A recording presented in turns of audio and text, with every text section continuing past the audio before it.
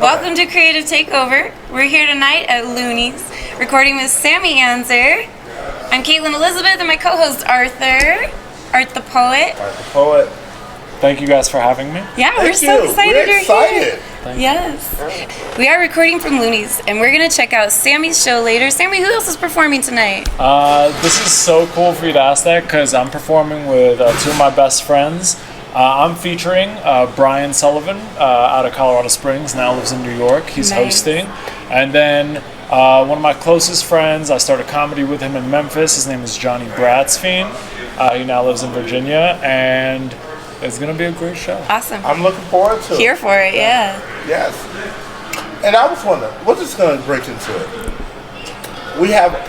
We spent like 2 weeks, once I knew about this interview, preparing to interview you. So we were like, stalking your social media, stalking your YouTube. We were like, we didn't want to ask you just the regular, how did you get your start in comedy questions? You know, I'm sure you get that a lot. I do. So we want to know, like, you know, your first pet, your first girlfriend. No, we didn't want to know that. They're the same. Okay, so I want to know, because a lot of your jokes, you talk about having rich friends and poor friends. Like, growing up in your dating life, in your early, you know, you start going out there dating. Have you ever been broke and dated a rich girl? And how did that turn out? I think a lot of my comedy focuses. Have you heard of that idea of like a fish out of water? Yeah. Mm-hmm. And it's this idea that a lot of comedy comes from that because you're learning something for the first time. So when you grow up poor and then you make a rich friend or you date a woman who's rich, you immediately start seeing differences, right? Yeah. And those differences are so interesting to me. Like whether it's like something like this idea of like, oh, like here I am dating this woman who we have different moving techniques, and she saves the boxes from the liquor store and moves with them, and then another girl will pack her boxes in this way, and then another girl just hires a mover, and I'm like, whoa, I don't even know you could do Must that. be nice. Like, that was an option? Yeah, so for me, like traversing those economic differences is super interesting, and I feel like everyone's always wondering about that, so I like talking about it. I like it because comedy brings people from all walks of life together. That's the beauty of it. That's the beauty. And I like that because I remember I watched that clip you were talking about the moving, and you were like, yeah, this would be a good date. And she's like, yeah, I've been saving these boxes 5 moves. Yeah. And you're like, yeah, she's a brokey. Yeah. That is a broke person skill. Yes, And we have so much pride about it too. Like, do you ever be like, oh yeah, if you wrap the t-shirts and the bowls, then you don't have to get the extra packet. And then, and it's like rich people are just like, yeah, we don't need to be good at that. No. And that doesn't make you a better human to be good at moving. But like when you grow up poor, you're like, I do it. Yes. I'm good at moving. I think I've found that is really common with females. Right? We love to tell somebody we found this shirt at Goodwill. Yeah. Like, that shirt's so cute. Oh, girl, I paid $2. Yeah. It wasn't even mine. It was somebody else's to begin with. Like. Yeah, it's like a weird thing where like I won't even accept a compliment where someone will be like, oh yeah, like I like your earrings. I'm like, these are fake and they're from Claire's. Yes, we just minimize all of that. Yeah. Now, I grew up, people are ashamed to buy things from thrift stores. Now they brag about it. But you know that seems to me like a rich person value because poor people like having new things. Yeah. That's the thing. Yeah. But rich people who are cosplaying poor people will be like, I only paid $1 for this. I'm like, that's not cool. Cosplaying poor people. Yeah. It's like we don't buy that. We don't want it. We want to have a new shirt. You know what it's like to have an old shirt. Yes. Yeah, we've done it all the time. I didn't realize how expensive it is to be a hipster. Yeah. Like, they are really rich people cosplaying as poor people. Straight up. It's expensive. So, okay, one of my questions I was watching, you know, your stand-up, and I like the way you work the crowd. You touch on a lot of cultural identity and race issues, but you don't do it in an overly offensive way. A lot of times you're the butt of the joke. How do you balance that, talking about, you know, like the emotional intelligence aspect of the racial climate? That's a good question. As well as, you know, just being funny without, you know, offending people. I think my whole goal is that, like, I want to use comedy to bring people together with my art form, right? And even though I'm, like, keenly aware of systems of oppression based on race in this country, I don't want anyone to feel excluded from the joke. I want everyone to feel included. I want my comedy to be for an old, rich white guy, and I want my comedy to be for, kids who grew up poor, mixed race dudes in Queens like me. And to do that, I think the jokes have to be a little bit smart. They can't be cheap.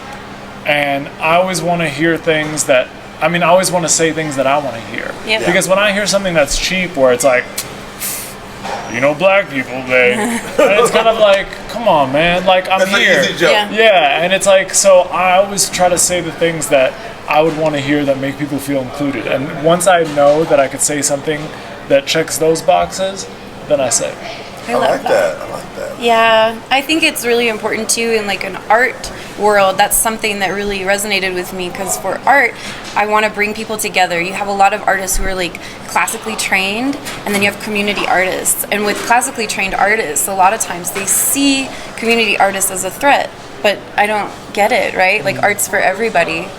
Theoretically. Yeah. Like that. Not for them over there, they're broke. Yeah. And that's the problem, right? Is that a lot of fine arts is exclusionary in its nature. Yep. And it's, you don't get it, it's not for you. Yep. And it's like, nah, reach me. Like, that would be like, for me, like, that's like me being like, oh, you don't get these jokes, they're not for you. Yeah. It's like, nah, It's be very funny, demeaning. right? Yeah. But I think art, because of its nature, how it's like less visceral than comedy, they can get away with it. They could like put a banana on the wall and be like, you don't get it. Right. Put a higher price tag on it, and I've been to performance art shows like that where they put the banana up there and it's a dot, and they're like, yeah, it's symbolic of blah blah blah blah, existentialism, blah blah blah, and you're like, banana and a dot. And they're like, you just don't get it, Sammy. I think people forget that art doesn't always have to be pondered and contemplated. Sometimes art can be funny in itself. I think even first, art it's a visual medium that should move you visually first, right? That you shouldn't need a degree to understand it in theory. Is that I should see it and I should be like, that's dope. And then if I want to understand why it's dope, then maybe my art training comes in, or my vocabulary and my learning. But like, really, it should make you feel something when you see it. Yeah, absolutely. And I like how, you told this joke about people are offended by you. Racists hate you, but they don't know why they hate you. They're confused, like, what is it? See, no, not that. And I think it's totally unique perspective that like biracial people have. Yeah, it's for me, and I think that there's a lot of people, and like as society changes, there'll be more people who look like me, I call us in-betweeners, people who are in between races. And we grew up and we weren't dark enough for one group of people, or we were too light for another group of people, or we were too this for them and too that, and then we're just like in the middle, and like we don't know where we go, society doesn't know what to do with this, and that's the experience that I had growing up, and that's the experience I want to talk about. And I think it's interesting, and it's like kind of thing that it's like strangely that like people who are all types of different like can somehow get and relate, even though this is my specific experience. I love that. I was sitting there laughing because he went into the store and it's like the guy thought he was Arabic. It's like, speak Arabic to me, and it was like, not later. Maybe later I'll do it. It's that intelligent, smart humor that reaches so many different people. Like, that's a master writer. Thank you. I appreciate the compliment. I'm just gonna take it. Thank you. Because it would, like you said, the stereotypes are easy. Oh, give me a slushie, or oh, you're black, you like chicken. I do like chicken, by the way. But who doesn't like chicken? Those are easy jokes that we've heard over and over and over. Yep. It's not a challenge to write a stereotype. Yeah, and that's why it's like people want to hear something new. They're always craving new. They want to know. I think that in the arts, people crave authenticity. They crave something new that they haven't heard before, and I feel like Minds is a story that hasn't been told exactly yet. Because of the authenticity, you're telling it from your perspective. You're not trying to tell it to meet what the masses, what ticket sales are about. It's just deeply personal. I would like to make some ticket sales. Please come doing out. This for a living. Please buy the tickets. As a comedian, part of your craft really revolves around studying people, right? Studying behaviors. Have you seen a difference in your perception of life or perception on people since becoming a comedian? Yeah, I think that it's weirdly always been a thing that I've always been a comedian like that, like in comedian brain, because when you don't, I think inherent in the act of being a comedian is being an outsider. Because when you're on the outside, you're always questioning, why do these people do that? Why do these people do this? Yep. Why do those people, right? So I've always felt like an outsider, and because of that, that's what like created my comedian brain. And that's what allows me to make the observations that I do. I love that. That's a good answer. That's a tough question. I just made it up. It's like his publicist is over there like, good job. That's crazy that you think I have a publicist. Please buy tickets to the show. Please. How hard, that's a good segue. You're a traveling comedian. Is that a fair assessment? I am a traveling night clown, yeah. Night clown. Yeah, okay. that's my- Put that on a t-shirt. Yeah. Well, he does have Bad Boy on his YouTube channel. I was like, comedy Bad Boy? Is that how we should have introduced it? Bad boy Anzer. That's me. But how is it being on the road? You said 2 weeks out of a month. Yeah. How's that mentally for you? Self-care is a big thing. Yeah, it is. You have to learn how to avoid the pitfalls when you're traveling on the road. You have to learn how to avoid unhealthy food. You're in bars all the time. You're getting free drinks. You have to learn how to avoid them. You have to learn how to avoid your stresses and like not indulge. At least for me, this is it. Like not indulge like smoking or things like that. You have to find ways to go to the gym and be active. Yep. You have to find ways to like have a semblance of a routine, even though you're going from hotel room to someone's couch to hotel room to plane. And there are challenges of it. And this is like super corny to say, but it's just been true. It's been easy. Oh, no. It's been easy to make those sacrifices because like that's what it takes. That's what it takes for me. It's like if I want to do this and I want to be great at it and I want to move people, I have to do these things. I have to be at the airport every other week. I have to get over, going from train to subway to bus to this to that. I have to. It sounds like you're putting your passion as the driving force behind all of that, so those things can come easily because you're following what you. I just lost my train of thought. Yes. He's owning his impact and owning his career. Yes. And that's our tagline. That's really what Creative Takeover is all about. How do we own our impact as creatives? Yeah. And how you do it is going to be different than how I do it, but we all have the ability to do that. Yeah, I believe in that profoundly.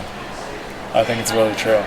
What is the sacrifice? Because we all sacrifice things on our way to succeed in our goals. Yeah.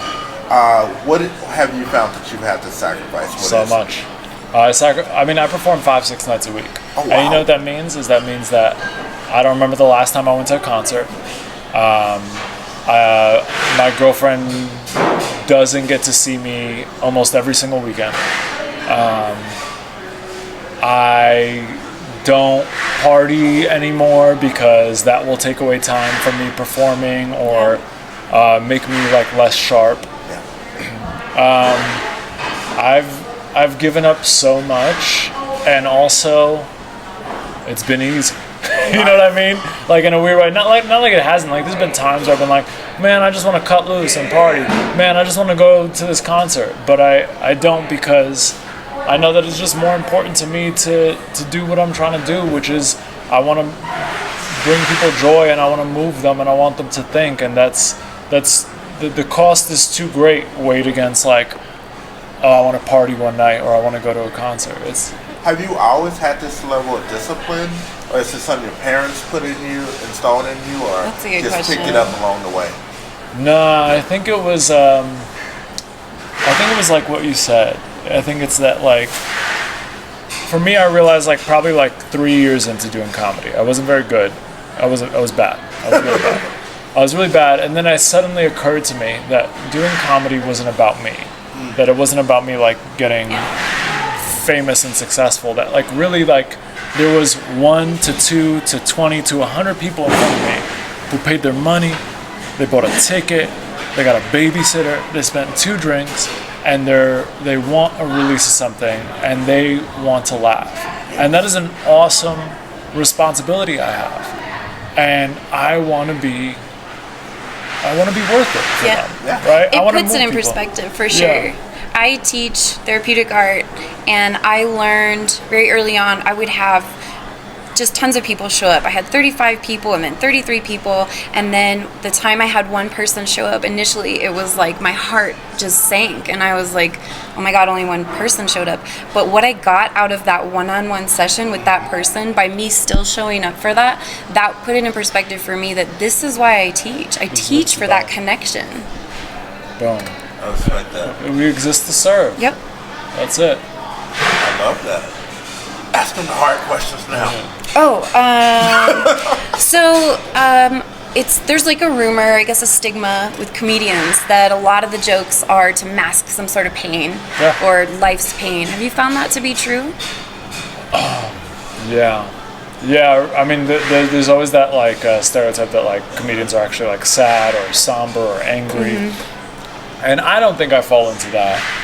But I will say that like humor is the vehicle through which I understand and make meaning of life. Yeah. So like if something good happens, it's probably just good. But if something bad happens, I'm kind of like my brain, and like growing up with my friends like this, like you'd be like, yo, guess who just fell asleep for their interview? Right? And like that was like the way we kind of like did stuff, and like that was the way that we often, poor people use humor because sometimes that's all we got to make meaning and like soften life. So yeah, I will say that like I do that, but I try to make it, I do it in my own way. Yeah. I like that. I've found a lot of healing, and I've observed this in the poetry community. Arthur put together the Colorado Springs Poetry Slam, and we watch people get up there on the microphone, and they're talking about some dark stuff sometimes, and then you can almost see like the energy releasing out of them. Going up there, being brave, so it becomes very therapeutic. Yeah, it's a release, I think. I talk to poets about this. It's how we reclaim our narratives, right? Yes. So instead, like, you know, theoretically, like, oh, my dad hit me, right? And then you write a poem about it, and now it's like, no, I control the story now, and this is the story. And for me, it's the same thing, except it's, oh, you know, my dad hit me, and here's this one funny story of it. And now every time I tell the story of my dad hitting me, I'm actually laughing a little bit, or being kind of happy about it instead. So poetry and comedy, I feel like are in the same. I would agree with that. I love how you just explain the difference between poets and comedians. I love that. What was the thing you said about narrative? I want that on a t-shirt. Reclaim the narrative. We're making a t-shirt. With creativity, Yeah, you get to own your story, Arthur and I were talking about that. I had him review a poem I had written recently, and he was like, this is really dark. But somewhere in that poem, I had said, I was talking about heartache, and I had said, this heartache has the potential to become my greatest muse. And I feel like that captures like exactly what you're talking about. I feel like I'm very much in alignment with that. Yeah, that's beautiful. That's what we want to do. We want to, I mean, because I think the creative act is all about like the deeper you go to pull something out, the more people resonate with it, right? And at least in my art form, it's kind of like, you know, it's like, let's say you find out like, oh, windshield wipers kind of suck, don't they? Like, you know, and that's fine, right? That's fine. That's not going to move you. But when you go deeper and you pull something deeper out, that's what really gets people. And I think it's true of like all things, because the deeper you go, the more you find that at the roots we're all connected. What do you think about the spiritual aspect of like vibrating on a higher frequency? When I think of that in comedy, I'm thinking laughter, the vibrations within us, and that brings people together. I don't really understand it. It sounds like something in astrology. No, I'm just kidding. But actually, yeah, I could see that. I mean, I always think about the literal energy I'm bringing when I come on stage. Like I try to have like a little moment of attunement before I go on stage, and like make sure my mind is right, make sure that like I orient myself towards the thing that I'm gonna have fun, I'm gonna be joyous, I'm gonna serve people. And it doesn't always work, but like that's what I try to go for. But that's become part of your routine before doing it, and that's important. No, I love I'm gonna say all this and then I'm gonna bomb tonight. Boom. He's not gonna bomb. He's funny guy. We'll laugh regardless. Don't do that. Be an honest audience. No, it is fair enough. No, it brings back comedy and spoken word. Any, you know, stage presence brings back these ancient traditions of invoking these feelings. I think this is where you were going with the energy, where tribes would have powwows and things of this nature. And it's like you're on stage, you're controlling that energy in that room. Because I've seen comics get on stage and nobody's laughing at the guys before them or the girls. And somebody come out on stage, they got you, and they would just change the whole flow of the room. Yeah. That's power. Yep. It's the same as like a preacher or a rabbi gets on stage, and this is your congregation, this is your church, and It's all about the connection, connecting with the crowd. Deep. Yeah. Because we just went through a pandemic, we had a rough election, Drake versus Kendrick, we went through a lot. Yeah. And so now people, like you said, they just want to laugh, they want to forget about their problems and have that escapism. And part of the escapism is the hood. You pointed out where the hood is in Colorado. You said, you see a reptile store, there's a hood in Colorado. He did watch my stuff. 719. I used to say, you see a Little Caesars, there's going to be a hood. Yeah. Are there really that many reptile stores around here? In Well, I'll the tell you hoods. this, you will not unsee them once you see them. You'll be driving and you'll see a reptile shop and then you'll suddenly be like, where the It's after dark. I gotta get out of here. I'm like, why are there reptile stores around? Yeah. Because I'm from Dallas, we have like one. Yeah. And we got 2 million people with one reptile store. Yeah. But now I know where the hood is. Yeah. Because when I first moved here, they were like, don't go to the south side of town. I was like, why? They were like, oh, that's the hood. That's ghetto over there. I'm like, I go over there, I'm looking around, I'm like, except for that meth head, it's pretty good. It looks like home to me. No, the hood in Colorado is very different than other hoods, I would say. It's like hood light. Like, yeah. Like, Sammy, how can we get in touch with you? How can our audience follow you, find Whoa, tickets? that would be so cool. My website, you can just Google me, Sammy Anzer. Sammy Anzer Comedy is my website right now. I might just switch to Sammy Anzer. But Google me, Sammy Anzer. I got my show dates on my website. Awesome. I'm going everywhere. Follow me on Instagram and all the social platforms, Bad Boy Anzer. And also check out my web series, Comedians Talk Art, which is I love that. This is actually why I contacted you, because cool. I came to your show last year, and then I saw you posting these things regarding art, and I was like in love. I'm like, That's I so need cool. more content like that. That's so cool. Yeah. I mean, so I take comedians to art museums and art galleries because I grew up thinking art wasn't for people like me. Yeah. And then I became a high school teacher and I noticed that my students had that same idea, right? That art is for these people who are wearing monocles or whatever it is, right? Yeah. And it's like, no. Silent art, auctions. Yeah, like art is for everyone, right? And I thought, what better way to counteract power than with humor? Right? To joke with your friends, to show people that art is approachable, that you can engage in art in any way. So with my platform and my content, that's what I'm trying to do. I'm trying to make art more approachable because I want young people to engage with art. I want people to not be intimidated by art. And I think that if more people engage with art, we'll have a more thoughtful, empathetic society. We will. It's so I true. agree 100%. We talk about this on the show all the time. Like, artists deserve, or people who appreciate art and artists deserve a seat at the table when it comes to city planning, economic development. Arts change our environment, our culture, our economy. Absolutely. I like that. Sounds like they geared up for this show. Yes. Yes. We will post all the links for Sammy in the comments. We'll have all the links for Post them you. somewhere. Yes. Post him somewhere. Check out his Instagram, his YouTube, his web series, his website. Share all the clips. Share. Share, like and share. We love you. We love you. We'll see you on the next episode.